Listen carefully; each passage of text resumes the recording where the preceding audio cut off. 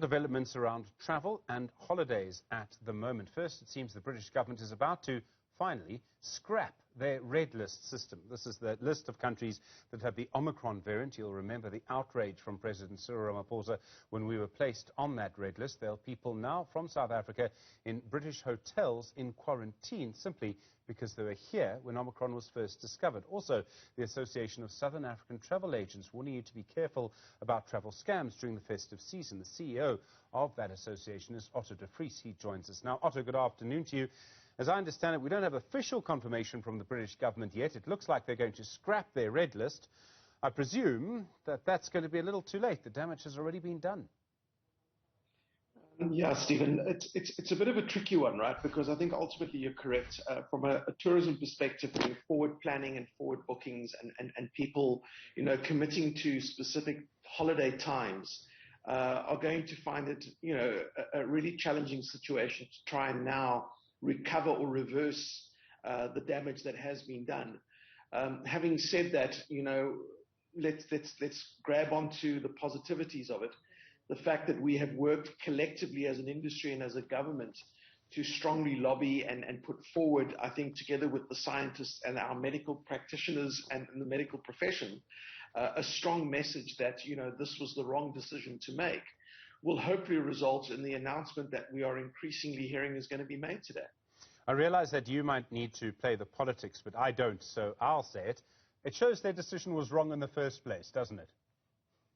Absolutely. And you know what? I'm incredibly proud of the way that our industry and our government, together with our scientists, have stood together and have been very clear in communicating that it may not have been initially coordinated in a manner that I believe would have been more beneficial to the ultimate outcome and the decisions that were made.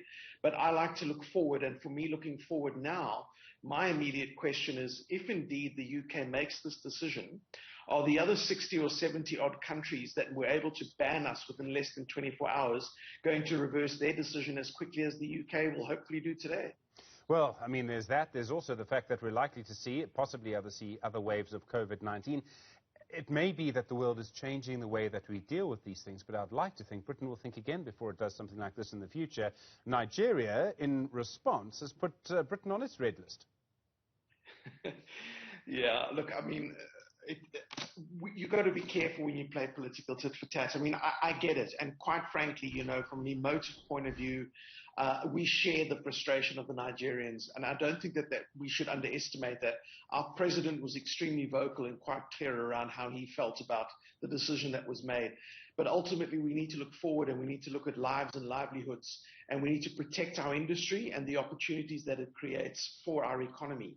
So whilst too little too late, and it's been beyond a speed bump on the way, hopefully what it will do is in the long run represent and show that South Africa is a country that can be trusted. It is a safe destination, that our scientists are well ahead of the curve and are capable and competent in identifying variants and should be respected for those efforts. And going forward, we won't be isolated in the way that has been chosen to be done in this particular case. We're also, unfortunately, seeing certain scams during this time, and I think there's some people desperate to go on holiday. They've got a little bit of money saved up. What kind of scams are we seeing? Well, look, I mean, unfortunately, life kind of in some ways does go on, doesn't it? And this being a peak travel period, it's not unusual for us to identify that there are potential opportunists out there that are going to apply their minds to trying to fraudulently take money away from people. My point is this. When you're spending that kind of money for a holiday, think about who you are entrusting to ensure that that is going to be executed. It's not unusual for people today to spend anywhere upwards of about 2, 3, 4, 500,000 rand for a holiday. Surely you want to be sure that you are working with someone that can be trusted. So for us, there's a couple of things that we want to, sort of share with the general public when they think about opening their wallets and spending that kind of money. Please look out for the logo, check out the websites, look at the advertising, look at the travel documentation. Are they members of our association? Whilst the industry may not be regulated, we at least ensure that our members comply with a code of conduct. There's a constitution, and we require them to abide by the laws of the land. and provide legitimate travel services to customers. If it all looks like it's too good to be true, well, it probably is. The alarm bells should go off. Again, if the price looks like it's completely, ridiculous, it's probably because it's a fraud. On the payment side, when someone says we won't accept your credit card, you can only EFT, that in itself should be a major warning bell.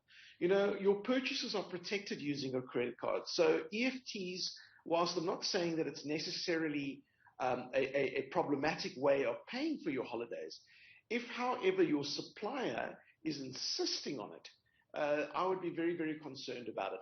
So, those are a couple of things that come to mind that people need to give some very, very careful consideration to. And demand for holidays during this time, what's left of the middle classes, Otto, are people trying to get out the domestic tourism market over Christmas? Well, let me put it to you this way. It's such a moving target, and all I can tell you is that we had expected to have probably one of the best summer seasons in terms of outbound travel for South African travel agents and tour operators. As one of the best seasons we've seen in years, way beyond what 2019 offered us. And the rug was pulled out from under us within 24 hours. So the impact is severe. And, if there's an opportunity to see these red lists, starting with the UK, being removed immediately, there might be an opportunity to salvage at least part of that holiday season. Otto de Vries, thanks very much indeed. Really do appreciate the time. Association of Southern African Travel Agents with us this afternoon.